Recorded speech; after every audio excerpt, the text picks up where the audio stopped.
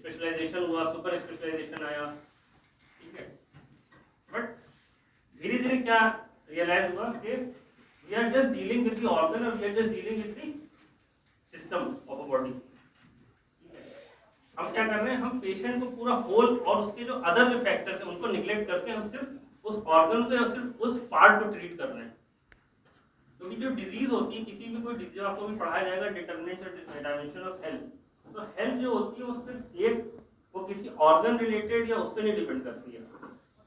कभी कभी क्या होगा, आपकी सारी बॉडी के ऑर्गन सब काम ठीक कर रहे हो, still you are not healthy, because health does not depend only on the physical health, it also depends upon the mental, social factors also and other many factors also.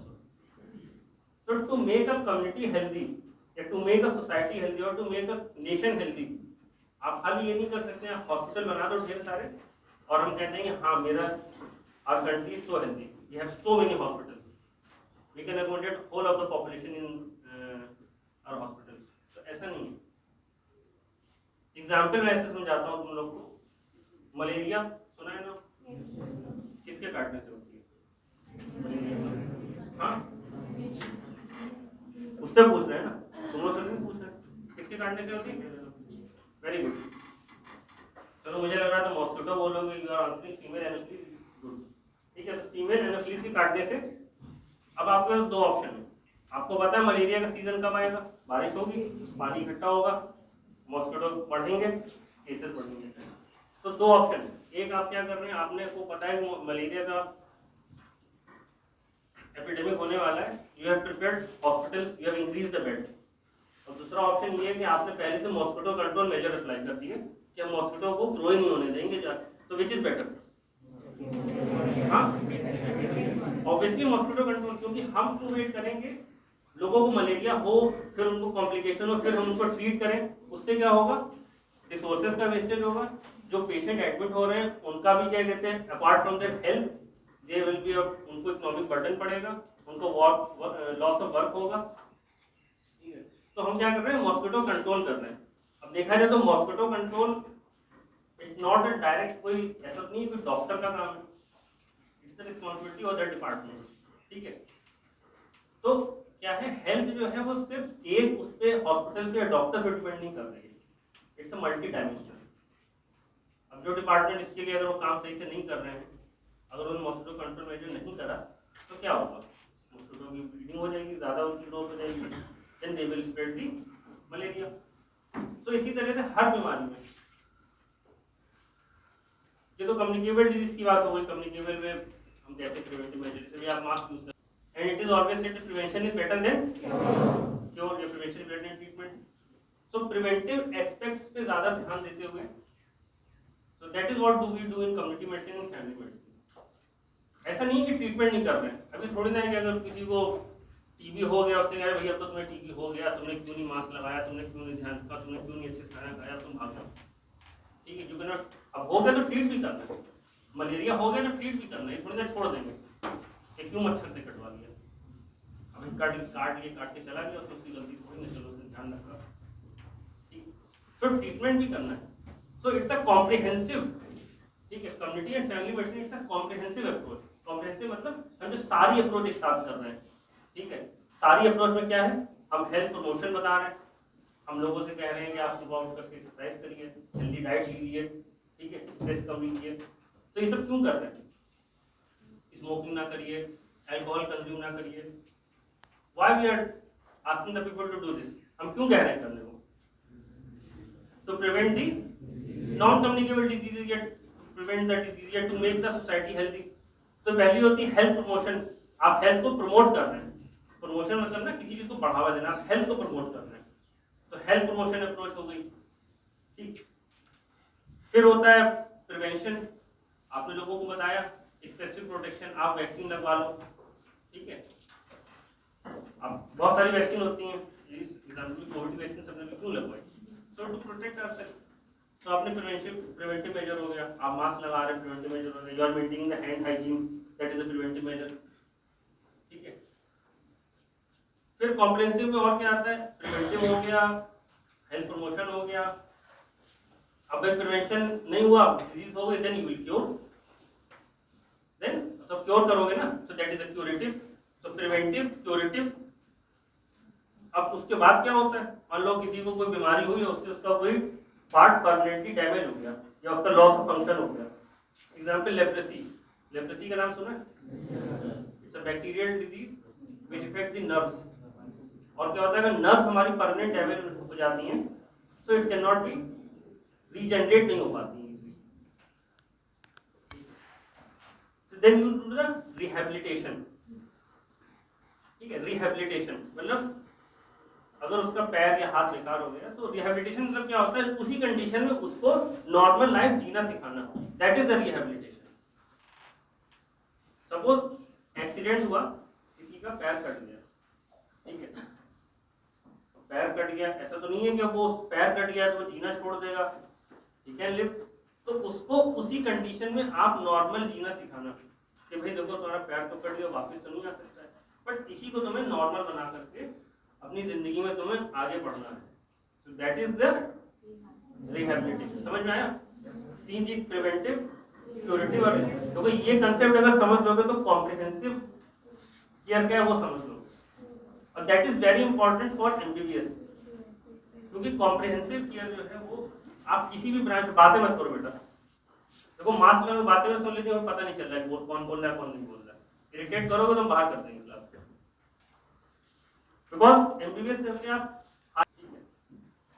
तो concept of family medicine, community medicine जो है ये actually में हर branch को ही इसका they should know the concept, they should know the principle. ये कोई ऐसा कुछ नहीं है कि सिर्फ जो फैमिली मेडिसिन स्पेशलिस्ट होगा वही फैमिली मेडिसिन प्रिंसिपल अडॉप्ट कर सकता है। It should be adopted by each and every speciality, each and every doctor, if you want to serve the community. ठीक है, तो कॉम्प्रिहेंसिव केयर में क्या हुआ, प्रिवेंटिव, क्यूरेटिव, रिहैबिलिटेशन।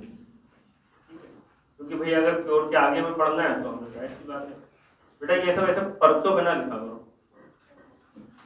हाँ, भूल गए दैट इज योर फॉल्ट ना, पर्चों पे लिखोगी तो बैठ, पर्चे क्या होंगे, बाहर ही रहेंगे, और से जाओगी सूझी गाँव तरफ, बारिश हो रही है, 9 बना ले, इसकी 9 बना ले। ठीक है, तो don't write it, don't make it a habit. अभी जो करोगे ना वो हैबिट बन जाएगी 5 साल।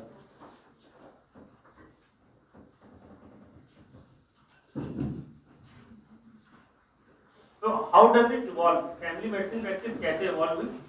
तो traditional values of general practice reflecting the ethos of the doctors providing general practice care create the emergence of the modern speciality of family medicine 1960। ऐसे समझ लो क्या हुआ, जैसे मैंने बताया शुरू में जब मेडिकल साइंस एडवांस होना शुरू हुई, ठीक है, स्पेशलिटीज अलग अलग स्पेशलिटीज डेवलप हुई, बट जनरल प्रैक्टिस केयर लोगों को प्रोवाइड करी जा रही थी, लेकिन कुछ ना कुछ कहीं लैकिंग था। हम ट्रीट तो कर रहे थे बट कुछ ना कुछ लैकिंग था। सो टू क्वांटिफाई दैट लैकिंग, उसको हमें इंप्रूव करने के लिए फैमिली मेडिसिन इमर्ज हुई। So consensus on the principle of family medicine emerged in 1990s from Barbara Starfield's 4 pillar of, so 4 pillar of family care जो उस टाइम पे थे उसके बेसिस पे हमने इमर्ज करी। तो पहला क्या, फर्स्ट कॉन्टैक्ट केयर, पेशेंट जो है किससे आके पहली बार मिले,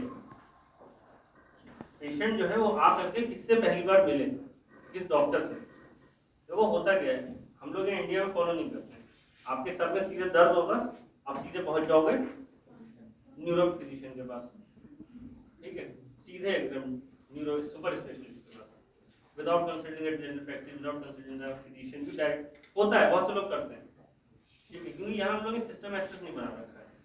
बट बहुत सी कंट्रीज में, मिडिल ईस्ट में या यूके में, they follow the principle of general practice या प्रिंसिपल ऑफ फैमिली मेडिसिन। तो उसमें पहले क्या होता है, कोई भी पेशेंट होगा irrespective of any problem from head to toe, ठीक है, फर्स्ट ही और she will contact the family physician जो होगा या फिर जो जनरल प्रैक्टिशनर होगा, मतलब प्राइमरी लेवल पे वो उसको एसेस करेगा, वो देखेगा, अगर वो देखेगा कि हाँ ये मैं ट्रीट कर लूंगा, मैं ट्रीट कर दूंगा, और उसको फिर वो वापस भेज देगा। अगर लगेगा नहीं, patient needs referred to higher center, then he will prepare a referral and he will send that report to the higher hospital, फिर वो पेशेंट वहाँ चला जाएगा। तो जनरली वहाँ यूके में या मिडिल ईस्ट में वहाँ पैटर्न फॉलो होता है, आप डायरेक्ट वॉकिंग करके किसी भी टर्शरी केयर हॉस्पिटल में, टर्शरी केयर मतलब क्या होता है, जो स्पेशलिस्ट हॉस्पिटल होते हैं, प्राइमरी सेकेंडरी टर्शरी के तुम लोग आगे पढ़ाया जाएगा। जैसे आप, ये आपको मेडिकल कॉलेज है, या जो भी मेडिकल कॉलेजेस होते हैं, दे आर टर्शरी केयर। तो वहां पे जब डायरेक्ट पेशेंट नहीं जा सकता है, क्या हुआ, गर्दन में दर्द हो रहा है क्या, सीधे नहीं बैठा जा रहा है, तो क्या होता है, डायरेक्ट पेशेंट नहीं जा सकता। पेशेंट पहले doctor of the first contact है वहां जाएगा, वहां उसका रेफरल बनाया जाएगा, अगर उसको जरूरत होगी तो उसको ऊपर भेजा जाएगा, हाई सेंटर में उसको ट्रीट करने भेजा जाएगा। ठीक है, तो इससे क्या फायदा होता है, एक तो पेशेंट जो है वो अपने विसिनिटी में ही दिखा सकता है, उसे बहुत दूर जाने की जरूरत नहीं है। ठीक है, और जनरली क्या होता है, जो doctor of the first contact होते हैं, family physician, they are more familiar to the patient. ठीक है, पेशेंट को उससे ज्यादा अच्छे से अपनी बात में बता सकते हैं। और इससे एक फायदा ये होगा, those who actually need the consultation of the super specialist, उन्हीं को वहां पे जाना पड़ेगा, तो उससे जो अननेसेसरी बर्डन है वो कम हो जाएगा। अब यहाँ क्या होता है, कभी तुम लोग जाना एम्स की या पीजीआई की ओपीडी देखते हो, हालांकि अब तो वहाँ पे वो they have made the online consultation system. ठीक है, एमआईएस उन्होंने बना दिया है, वहाँ से you book an appointment to their website, you get a slot, तब भी थोड़ा हो गया, लेकिन उसके बाद ये भी बहुत बर्डन रहता है, दे आर हेवीली, मतलब ओवर बर्डन होती है। कि एजेंसी की लखनऊ में देख लेना, एक दिन में 300 400 की ओपीडी हो रही है एक स्पेशलिटी की। ठीक है, तो इमेजिन आप डॉक्टर जो सुबह से लेकर शाम तक 400-300 पेशेंट देख रहा है, तो उसमें कई बार क्या होता है, उसमें बहुत से पेशेंट ऐसे होते हैं, they generally don't need the consultation of, मतलब इतना उनको जरूरत, लेकिन वो आ जाते हैं, बिकॉज यहाँ भी हम उसको फॉलो नहीं करते हैं। उसके बहुत सारे रीजन हैं, एक तो पॉपुलेशन इतनी ज़्यादा है, दूसरी चीज़ है lack of resources, even PHC भी क्या कहते हैं, दूर दूर बनी होती हैं या इतनी वेल फंक्शन नहीं होती, लोग सोचते हैं चलो हम सीधे हायर सेंटर पे दिखा देंगे। ठीक है, प्लस यहाँ स्ट्रिक्टली फॉलो भी नहीं करते, हायर सेंटर पे अगर पेशेंट पहुंच जाता है उसे देख भी लिया जाता है।